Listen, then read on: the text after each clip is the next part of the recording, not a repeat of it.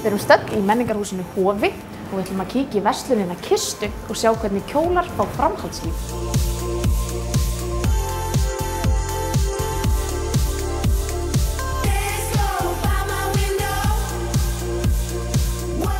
Geturðu sagt mér aðeins frá þessu verkefni? Já, þetta hófst allt fyrir ári síðan þegar við vorum að velta fyrir okkur hvað við getum gert og hvernig við viljum taka þátt í þessum árlegu, dömulegu dekordögum sem eru alveg komnir til að vera og mér finnst bara ekki spurning að bæjarbúar eiga að taka fullan þátt í því og bara vera með í þessu verkefni og í þessari skemmtilegu miðbæjarhátíð.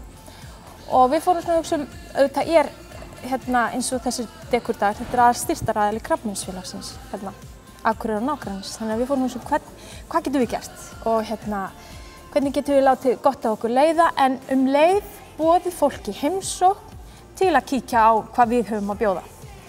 Af því að við erum mjög hlynnt verslun í heimabyggð eins og gefur að skilja.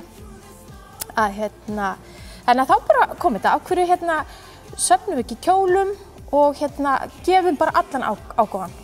Og það tókst bara svona rosalega vel. Við seldum held ég yfir 50 kjóla, seldum það mjög ódýrt þannig að þetta var ekkert spurning. Ef þið leist bara pínu á einhvern kjól þá bara keyptir þér hann. Og svo gefum við þá restina ef það verður afgangur, gefum við svo í Rauða krossinn. Þannig að þetta getur verið svona tvöföld aðstoð.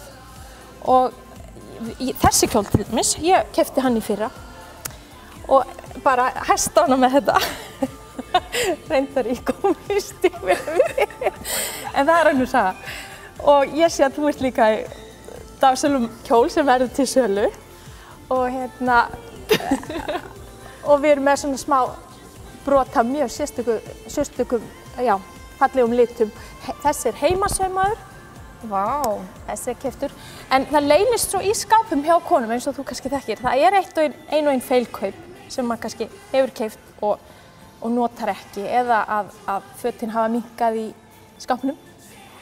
Þannig að þetta eru svona kjólar með fortíð að fá framhaldslíf. Það er frábært. Og takið við öllum kjólum? Já, tökum við öllum kjólum.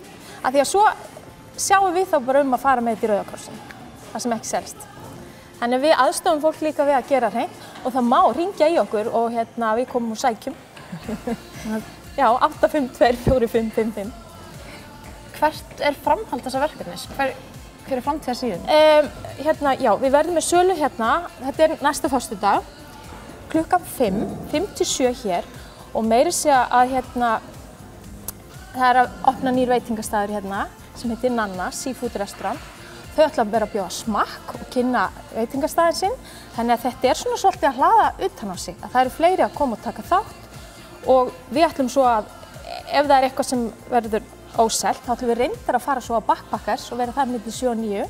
Þannig að það er líka ná trafikkinni kannski aðeins í bænum, það verður hægt að koma við á Backpackers. Síðan bara gefum við allan peninginn til Krabbameinsfélagsins og það er alltaf uppskeruhátíð þannig í lok október á Icelandair. Þar verður þetta allt gert upp og við vonandi náum að gefa allir sem er að taka þátt í þessu stóra verkefni, gefa þeim fullt af pening og restin fer þá í Rauða krossinn. Þannig að þessu í raun og veru bara líkur. Svo bara byrjum við aftur að safna næsta ári. Veistu hvað þið söfnuðu miklu í fyrra? Já, við söfnuðum þetta var eitthvað tæplega 100.000. Þannig að kjólinn var líka bara á, það var mjög ódýrt. En við ætlum að hafa aðeins fleiri kannski verðflokka, já. En þannig að það var svona meðalverðið var bara 2.000 í fyrra. Já. Þannig að þetta var mjög ódýrt. En það eru fleiri góðar hliðar á þessu verkefni, eins og til dæmis bara endurnýtingin á fötunum. Já, svo sannarlega. Það er talað að það séu 10 kíló af fötum að fara hreinlega í ruslið á hvern Íslendinga ári og sem er náttúrulega bara agalegt af því að við eigum auðvitað að fara með þetta allt í Rauða krossinn.